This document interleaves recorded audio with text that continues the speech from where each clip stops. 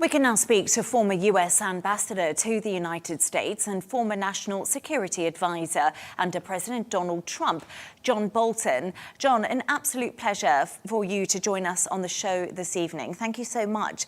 I just want to get your reaction to some breaking news that we are hearing. We are hearing that Charlie Kirk has been shot at a rally in Utah. I don't know what your reaction is to this breaking news. Well, it's very disturbing. I mean, this is unacceptable. I can't imagine what could have motivated somebody to do this. We can only hope that that it's not a serious wound, but we don't really have any more information than that. Unfortunately, this is just not something that should happen. Yes, John, as we're hearing from Fox News, his condition is unknown at the moment, and more on that throughout the show this evening. John, thanks so much for reacting to that. But just if we go back to some of the news we were talking about earlier, in a post on Truth Social, President Trump has said, "What's with Russia violating Poland's airspace with drones? Here we go." What can we expect to see from President Donald Trump in the coming days or hours? And will this rhetoric now be concerning Vladimir Putin? Well, I'm not quite sure what Trump means by that.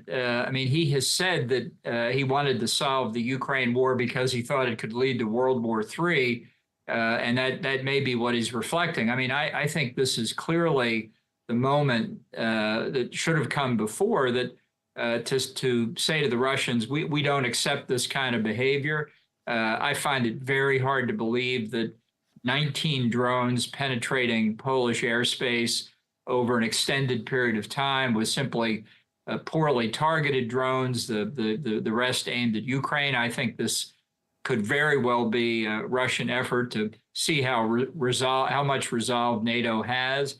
So I think it calls for some very strong sanctions. I think it should reinforce what I think many NATO members already believe, that Putin, after the Anchorage summit, thought he had a free hand. He was disregarding what NATO was saying and our determination to make sure that the Russian aggression in Ukraine doesn't prevail. So this is a new and additional reason, but I think it underlines what should be NATO's basic strategy, which is not to accept unprovoked aggression from Russia or anybody else.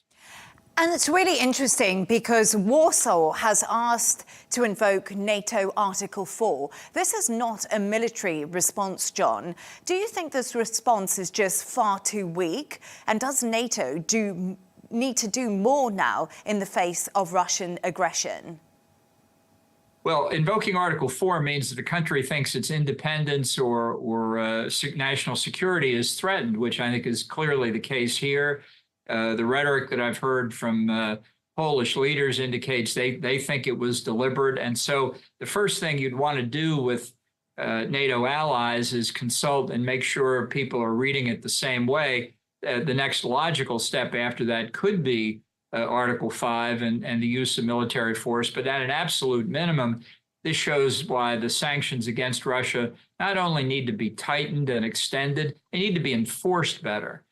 We've had 3.5 years of going on 4 years now of this war where, honestly, Russia's been able to evade the sanctions. I think many of the sanctions have been poorly written, poorly drafted, trying to achieve contradictory objectives. But there's at an absolute minimum, this has got to result in a vastly extended economic pressure on Russia, just for starters. OK, so 3 weeks ago, President Donald Trump hosted President Vladimir Putin in Alaska. The red carpet was rolled out. But since then, nothing has changed when it comes to Russia's actions. Some people would argue they've actually become even more violent and more provocative since. Now, what has gone so wrong in the relationship between President Trump and President Putin? And what does the US now need to do to get President Putin to actually stop? Well, I think Trump misread the relationship with Putin from the get-go. He thought he and Putin were friends. I don't think Putin ever thought that. I think he knows exactly what he thinks Russia's national interests are, and he has for many years used his KGB training to manipulate Trump. And I think he manipulated him in Alaska. We walked away from that summit with Russia having made no concessions, and the U.S. and Europe scrambling around to figure out what a response was. We've seen Russia's response over the past several days: more attacks on civilian targets in Ukraine, and now this incursion into Polish airspace. So I don't think we need to worry about getting the Putin-Trump relationship back on track. I don't think there ever was a relationship there. I think Trump made a big mistake. Now's the time to correct it.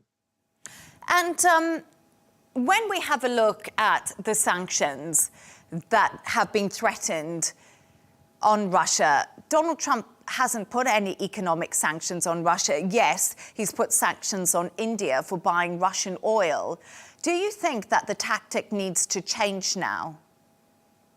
Yes, the pressure needs to be on Russia. You know, India, nobody appreciates India buying the oil, but they did not violate the sanctions. They apparently purchased the oil under the price cap that was a reflection of the contradictory objectives of the sanctions: deny Russia funding for the war in Ukraine, but don't limit global supply of oil for fear that it would increase price of gasoline at the pump in the U.S.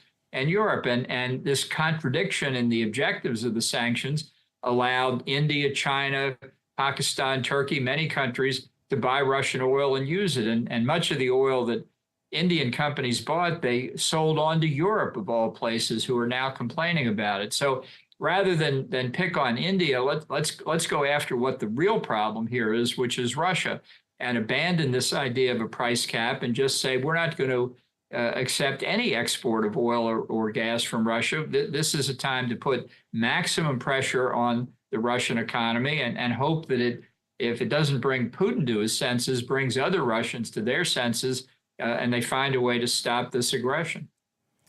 And if we move on to Israel strikes in Qatar, Trump has said he's not thrilled after Israel's airstrike in Doha yesterday. Qatar, John, as we know, has been central to mediation ceasefire discussions. How damaging is this strike to Trump's pursuit for peace in the Middle East and also for his credibility on an international stage? Well, I think there's not going to be peace with Hamas and Israel. I don't see that happening. I didn't see it happening before this strike in Doha. I think the real problem here remains Iran. I think that is the leader of this ring of fire strategy against Israel, and that's where we should all be focusing our attention. I don't think it's ever good for the United States to have one of its allies use military force against the country of another. On the other hand, I think if we had thought we could find Osama bin Laden and the terrorists who created the 9/11 attack, we'd have probably attacked them wherever we found them. And John, also, just another topic I want to touch on with you is all about the Epstein files. There seems to be a leaking, dripping tap that just isn't being escaped by Donald Trump's administration. And of course, we saw the release of the birthday book, of Epstein's birthday book, including a sketch and note allegedly written by President Donald Trump. Are you at all surprised by this list? And what are the political ramifications on the Trump administration right now? And how on earth do they handle this political fallout?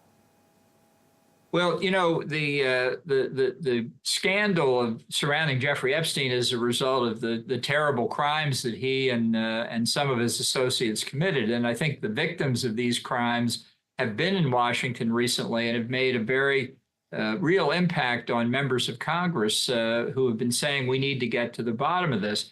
That's what Trump himself said up until a couple of months ago, when inexplicably he began to say we're not going to release the Epstein files. It's all fake news. It's made up. You know, for a president who said he wanted to be transparent, and as to whom there's no evidence I'm aware of that he engaged in any of these heinous crimes that Epstein and his other associates committed. So the inexplicable part here is why Donald Trump doesn't want to release more of the information the Justice Department has and other information that could shed light on who else may have participated in this in this terrible activity. And that's what's causing him political trouble with his base. It's his own apparent reversal on the transparency he originally called for. So if Trump wants to end the political pain, it's really pretty simple for him to do. And why he's not doing it, I don't know of anybody who has a good explanation for it. And John, just before I do let you go, recently the FBI raided your home and they also raided your office. Many items were seized during these raids, like iPads, laptops, USB drives. The FBI is now actively reviewing the seized material. Do the seized material that they have contain classified documents, John? And are you likely to do jail time? Well, as you can understand, I'm not going to answer any of those questions. I'm really not in a position to do that now. I'd love to talk about it, but this is not the time or the place. Okay, John, thank you so much for joining us. John Bolton there. A pleasure to have your insights.